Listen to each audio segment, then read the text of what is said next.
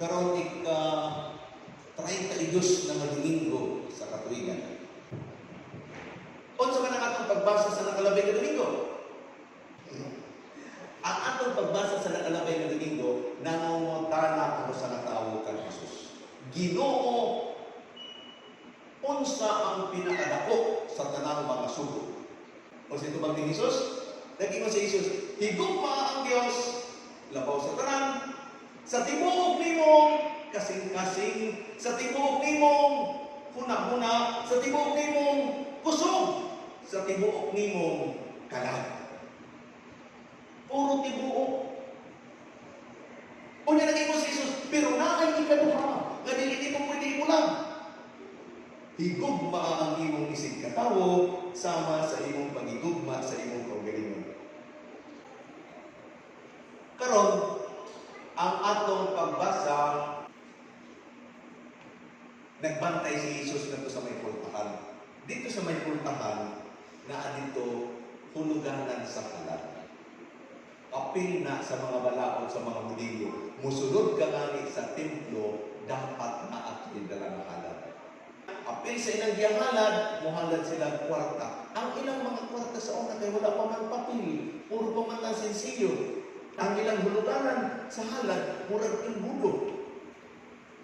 Na ay nga mo sunod, manlagatak na ang imbudo, pang! Kay muhulog naman o halad dito. Kining mga dato, ilan ang dito tuyo-tuyo, daghan ang ilang gihahalad. Dagadagadagadagadagadagadagadagad. Manglini ang mga tao, kadagan ato. Paglingi nila, dato mandian. Mauto nga, ang tungod kay apil na sa balaod, na ang maghatag og halad, mayroon ang mga dato, pilang imong gihalad.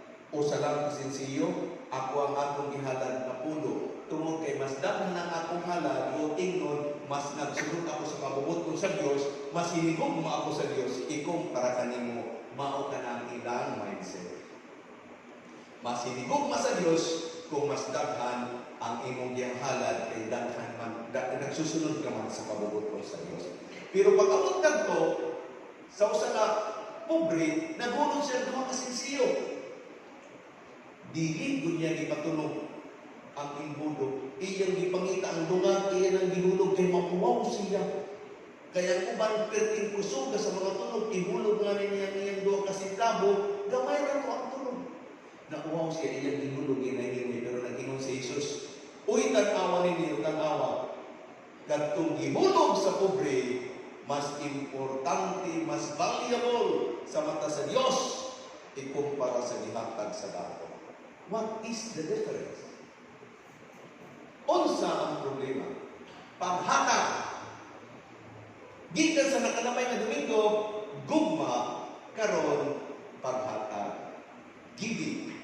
Nag-ingon sila, you can give without loving, but you cannot love without giving. One of the most common expression of love is to give. Pwede ka maghatag nga walay gugma, pero dili ka pwede magigugma nga dili ka maghatag. Mauno mo, nga gihigugma, pero gigugma siya. Mangita kita ikakahatag. Mulakaw ka ng kadali, magita ka sa lubong, kinsa may imo pasalubungan, siguradong imo gihigugma. Di ba? Mao ka na. Kung kinsa imo pinangga, mao'y masindot ang pasalubong, mao ka na. Giving.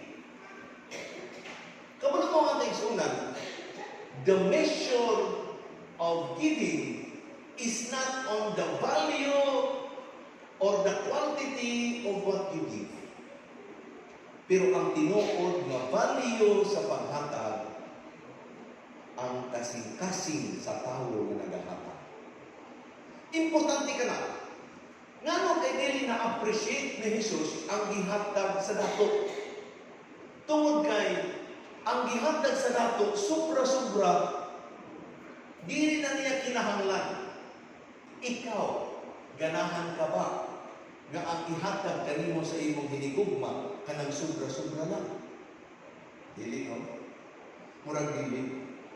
Dili kita ganahan nga ang ihatag ka nato sobra-sobra lang. Mao nga naging si Jesus, wala ko'y kuan kay nga sobra-sobra naman. Mas valuable ang gihatag sa pobre nga naman tungod kay naay sakripisyo.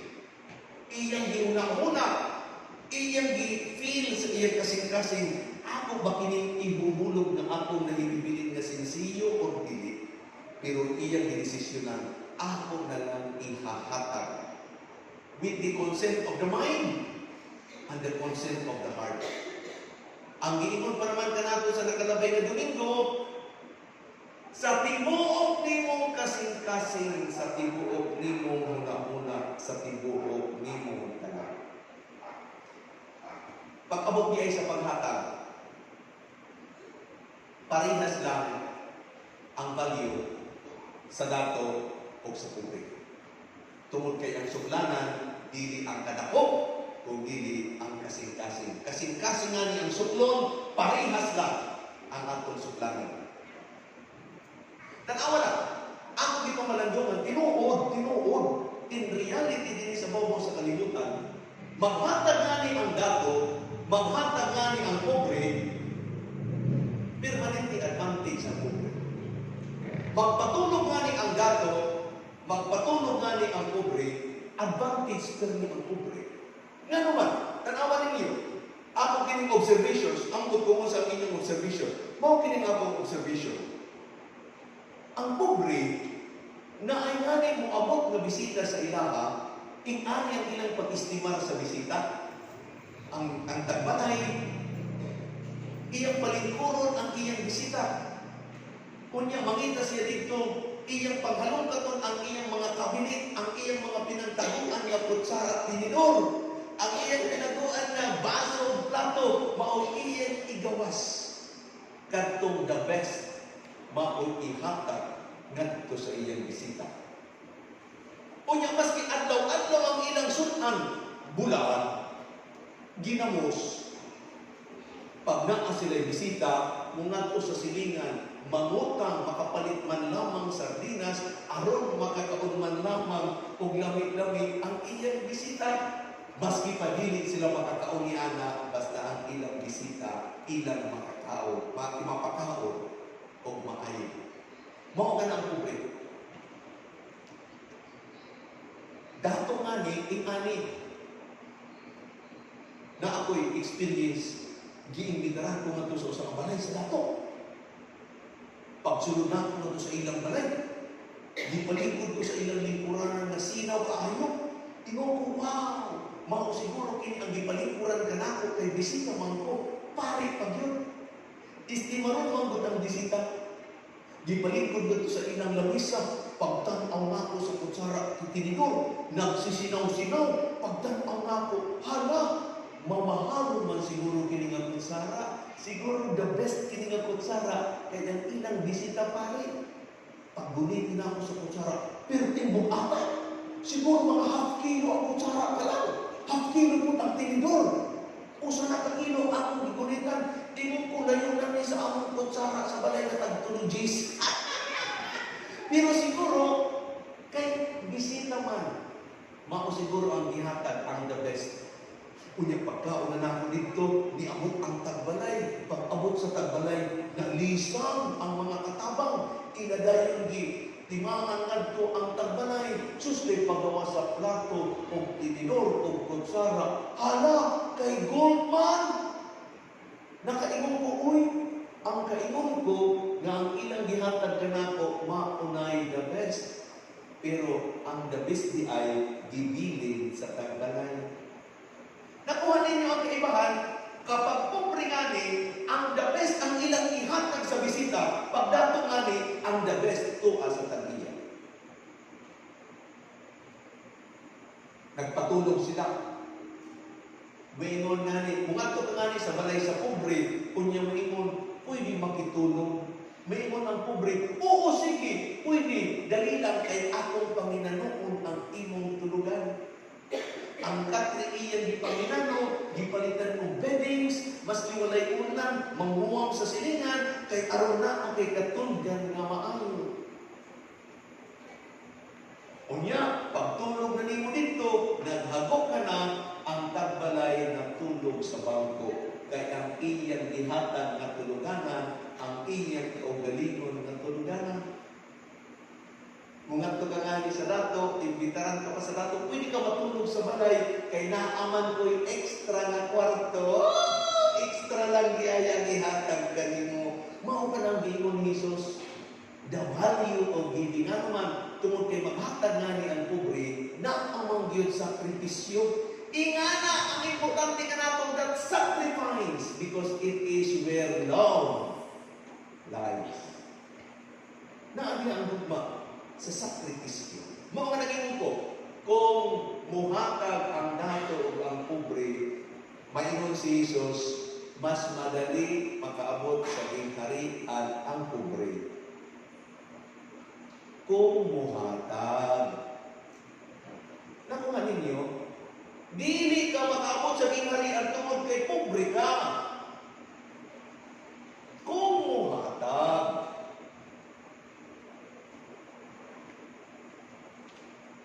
Naay mga tao nga ilang kaingon, tungod kay pobre ko, wala ko'y ikahatag. Ang atong kay ikahatag, dili raman kwarta. We can give our time. Pero ihatag na rin atong oras, nag-ingon ang Ginoo, ang imong tibuok ka kasing-kasing with love. Imong tibuok ka huna-huna. Imong tibuok ka kusog. Pero mas sa ang imong ihatag, kung wala ka ng kasing-kasing, walay value ang imong paghatag. Mao nga na kita i-identify na 3 kinds of giver. Una, ang ginatawag nato grudge giver. Kinsa ang grudge giver? Kadtong muhatag pero magyaw-yaw. Grudge giver to. Nag-ingon si Jesus, mas maayo mo, wala lang ka muhatag. Muhatag ka nga ni, pero sige ni mong yaw-yaw. Grudge giver. Na ano man ginatawag kitang duty giver. Ang duty giver murag, muhatag ko kay napupugos ko. Sige na po, abutanin na po, muamot na po ta. Sus, Ginoo. Kung dili lang abutanan, dili ko muhatag. Napugos siya paghatag, tungod kay obligasyon man niya. Duty giver. Or maski pa, wala siya magkuhan, wala siya magyaw-yaw, muhatag lang siya, pero tungod kay naobliga siya, again, it is not through giving. Unsa ang paghatag nga mas ginadawat sa Dios, mas lamig sa Dios, katong ginatawag nato thanksgiver. Muhatag siya nga ang iyang kasing-kasing magpasalamaton.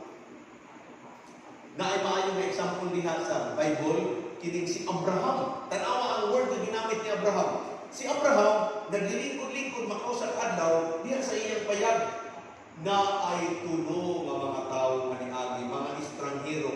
Pagtanaw ni Abraham, halakay, murag gigutom naman, murag layo man ang ilang gilakawan. Mao kini ang pulong ni Abraham sa tulo nga mga bisita niya. Tuguti ko ninyo na silbihan ko kamo. It is His joy na iyang silbihan. Tuguti ko na silbihan ko kamo. Tuguti ko ninyo nga pakankon ko kamo. Mao ka na iyang pulong. Sige na, please. Let me serve you. Mao ka na ginatawag na itong thanksgiver. Mao ka na gipapangitan ni Jesus. Ang muhatag, dapat ang iyang kasing-kasing abli, ihahatag o kini, iparat kini sa Diyos. Kaya ano mga kaigsoon? Again, nag-iisip kitang mga katapusan. Sa katapusan, sa atong kinabuhi, pag-atubang nato sa Diyos, ang pamutana sa Diyos, dili kung pobre ka o dato. Ang pamutana sa Diyos, dili kung nag-eskwela ka o wala. O sa manang iyong pamutana. Unsa man ang imong naihatag sa imong isibuhay. Many times sa atong nadudugay nga nag-ingon, magtigong kitang bahandi sa gingharian sa Diyos. Unsa man ang pagtigong bahandi sa gingharian sa Diyos? Our treasure in heaven is not the things that we gather here on earth.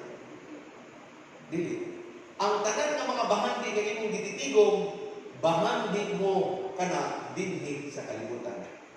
Unsa man ang pagtigo, unsa man ang bahandi dito sa gingarihan sa Dios, ang imong pagtigong bahandi sa gingarihan sa Dios kadtong tanan nga imong gihatag ngadto sa imong isig katawo.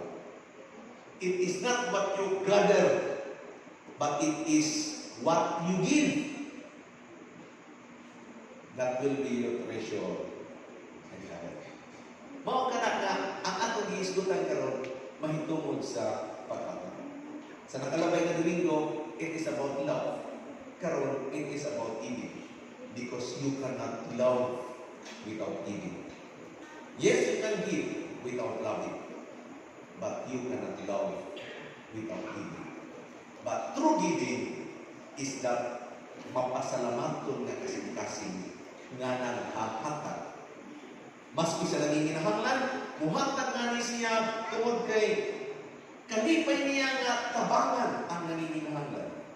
Kung muhatag naman siya sama sa atong Ebanghelyo na nimulog sila ngadto sa sudlanan ngadto sa templo, muhatag siya dili tungod kay napupugo siya. Muhatag siya kay mao kini ang sulod sa akong kasing-kasing. Akong ibabalik tungod kay sa tanan na akong gibubuhat dapat apil pirmi ang Diyos. Mga kaigsunan, sige na ito, pamalandong mahitungod sa katapusan. Kung ikaw naguna-una ka, unsa ang atong tutubagon pag-abot sa katapusan karon.